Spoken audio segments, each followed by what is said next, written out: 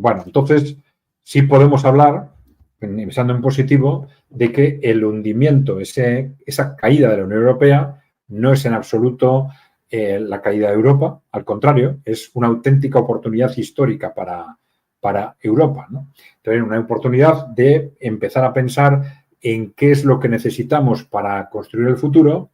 Los países europeos tienen, bueno, una tradición histórica común evidente y además son a nivel global suficientemente pequeños como para justificar tener una estructura común. Vamos a llamarle también Unión Europea, como le podríamos llamar de otra forma, ¿no?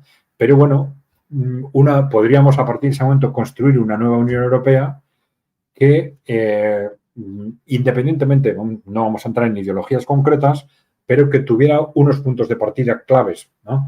Como pueden ser, primero, esa ruptura de la dependencia con respecto a Estados Unidos, una cuestión clave para que nuestras instituciones empiecen a trabajar a favor de los europeos, una ruptura de esa dependencia con respecto al poder corporativo y para ello, bueno, lo mejor que podríamos hacer es aprender de lo que han hecho en Rusia y en China para apartar a ese poder corporativo del poder político.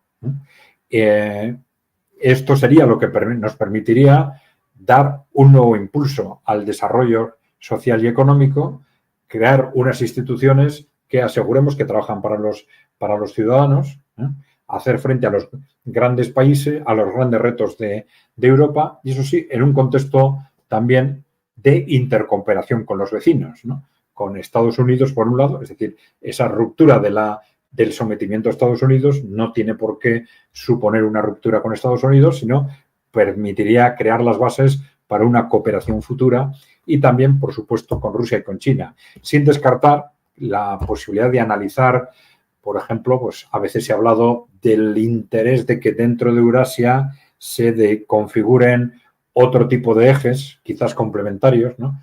Por ejemplo, se ha hablado a veces de una Unión Europea desde Lisboa hasta Vladivostok, que incluyese a Rusia en su conjunto. Bueno, serían cuestiones a analizar. Sería una forma de garantizar en un futuro, digamos, unas relaciones pacíficas entre Rusia y Europa Occidental, por ejemplo, ¿no? Una cuestión muy importante, ¿no? O incluso que a través de esos ejes socioeconómicos de la nueva ruta de la seda o este eje de la franja y la ruta, impulsado desde China, pues que al final se cree, se impulse o se potencie ese eje euroasiático en conjunto, ¿no? Desde Europa hasta China, ¿no? Siempre partiendo de bueno, esa voluntad clara de los países emergentes o de los BRICS de evitar crear nuevos contextos que alimenten futuros, vamos a decir, neocoloniales, en los que unos países intenten aprovecharse de otros por la fuerza, por ejemplo, ¿no? O intentando comprar a los gobiernos, comprar voluntades, como Occidente ha estado haciendo con los países neocoloniales, ¿no? Es decir, vamos a apostar por formas de cooperación entre los países en base al win-win, en las que todos ganen, y no que uno gane imponiendo condiciones a los demás, ¿no? Bueno, esto que suena muy bonito, pero para algunos resulta difícil de creer, nosotros siempre decimos que la base fundamental para que eso funcione es cómo se organizan los países internamente, ¿no? Porque los países en los cuales que están al mando de élites que explotan a sus propios ciudadanos van a reproducir ese tipo de relaciones cara al exterior.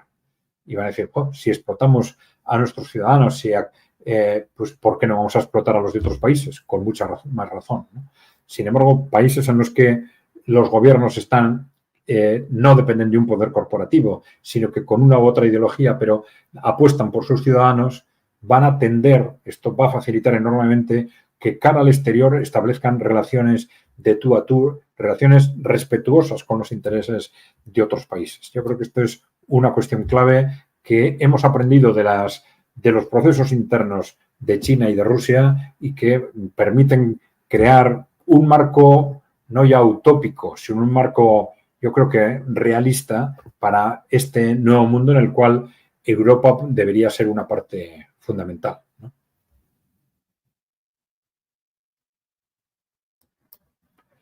Bien, en este sentido es lo que decimos que esta victoria rusa en Ucrania y el marco institucional que se crea a partir de ello puede ser, digamos, la clave para la caída de la Unión Europea y a la vez una oportunidad, verdadera oportunidad histórica para Europa, ¿no?